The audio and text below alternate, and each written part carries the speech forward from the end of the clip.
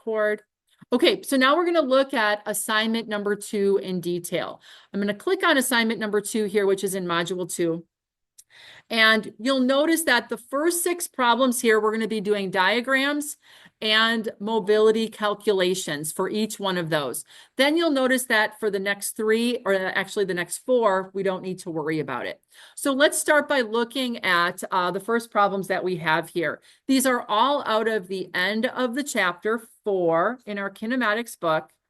And these problems start on page 101.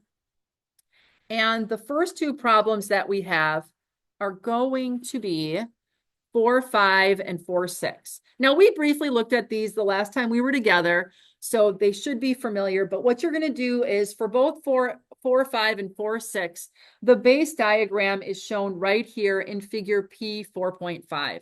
So number 1, you're going to draw the kinematic diagram as you see it right here, okay? And you do have everything you need to make that. Then what you're going to do is you are going to reposition the crank. The crank is the 45 millimeter long member that we have here, linked here, okay? And you're going to reposition that from the 30 degrees, 90 degrees counterclockwise. So it is going to be in this orientation. Do not put it to 90 degrees straight up. That's only moving it from 30 to 90. You want to move it 90 degrees counterclockwise. Does that make sense to everybody? Okay. And then you want to show what is the resulting piston displacement. Okay. What is that? You're going to dimension that. Then you're going to take that same illustration and down in 4.6, you're now going to reposition from here in a clockwise direction, 120 degrees from the 30 degrees from horizontal. Okay. So again, you're going to go 30 plus 90. I think it's going to be straight down here. Okay. And again, you're going to measure from this position to the resulting displacement. What is that? What is that value? Okay. And you're going to measure that again. So again, using this illustration for both of these. Okay. Just moving twice. We turn the page on page 102, kind of a similar thing. We've got 4.7 and 4.8 are going to utilize this same illustration here, which is going to be a shearing mechanism. The crank is here, connecting rod, and then the blade is going to be a slider. Your input is up here, output is down here. For the first one, you're going to move that crank and you're going to rotate it 100 degrees clockwise from where it's at right now. So that's going to be in this direction, 100 degrees. And then you're going to see what is the resulting position of the blade. I think it's going to go up. Pretty sure it's going to go up. So what is that dimension between those two? Okay.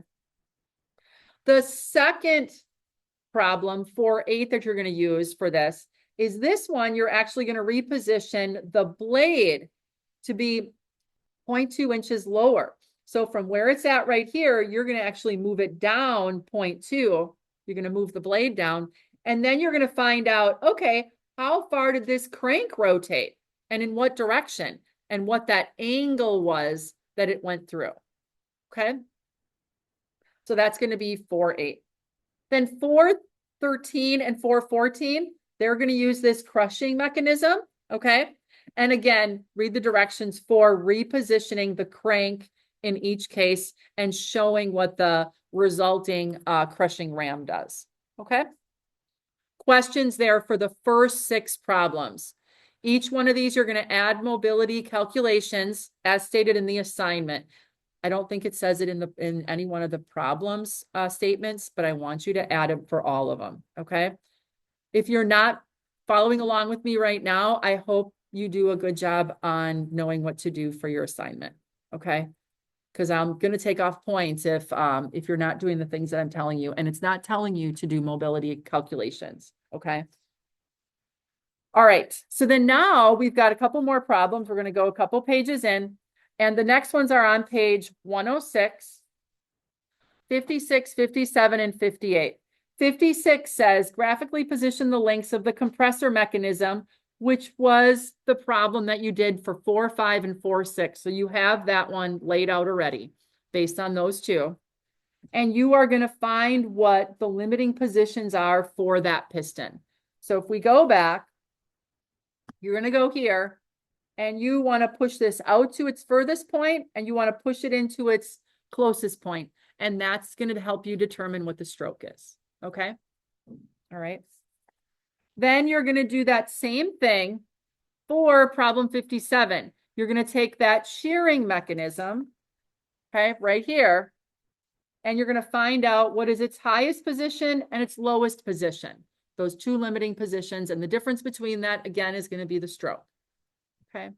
And then the third one, you're going to find what the throw is of the crushing ram out here. It's furthest and it's closest. And this is an angular displacement, not a stroke. Okay. So you're going to do that for all three of those. So really it's three base mechanisms that you're moving around and determining different things based on what we did in the chapter. Then the very last problem is number 70. Okay. What you're going to do is you're going to use that compressor mechanism. That's the very first one. Okay. And you're going to create a displacement diagram for this, but you're going to use the Excel spreadsheet. So you're going to open up the Excel spreadsheet and you're going to input your L2 and your L3 based on this information right here. Okay. All right. And then what you're going to do is we go to the assignment for this. You are going to position at the 30, 60, 90, 120, 150, and 180. And that is going to give you basically every 30 degrees on one side. Okay, you're going to reposition. And you're going to make sure that those values line up with the displacements on that Excel spreadsheet file. Okay, now how you are going to show this is going to be just like what we did here. Only label the first position. So you're going to determine, you're going to determine the limiting positions of that laying down. Okay. So you're going to assign either the furthest one out or the closest one as your 0 degrees. Once you assign the 0 degrees, then it's every 30 degrees from that. And notice we didn't label C primes and B primes here. We just showed the new positions, but we did add dimensions so that we could see how it would graduate down and match your delta column on your Excel spreadsheet. When you hand this in, okay, you are going to be handing in the, oh, maybe I didn't put it on here. I want the Excel file, okay? So when you do the Excel file for that, just save this and add it as an attachment. Don't do any screenshots of this because it would have to take like 2 or 3 screenshots to actually get it in and be able to be viewable. So just add your file and this diagram, okay? Those are the two things for that last problem. Make sense? Okay. If not, you can ask me and I'll make sure I'm going to try to make it more clear on the instructions. But that's it. So you have examples of everything that you need to do all of the homework problems now. Okay.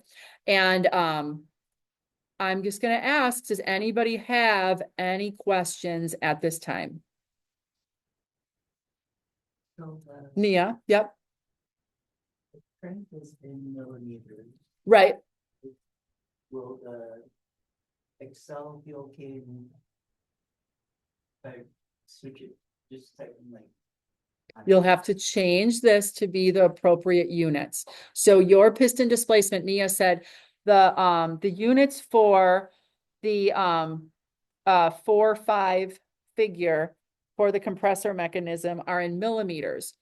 You're going to have to update the label here so that it's in millimeters and not in inches. Yep. Good. Any other questions? Oh, and the same thing over here. There's one that's in inches here and one that's in inches here. So make sure that you update those labels. Yep. Other questions? Jacob, did you have your hand up? Oh, okay. All right. All right. Well, then I'm going to stop the recording here.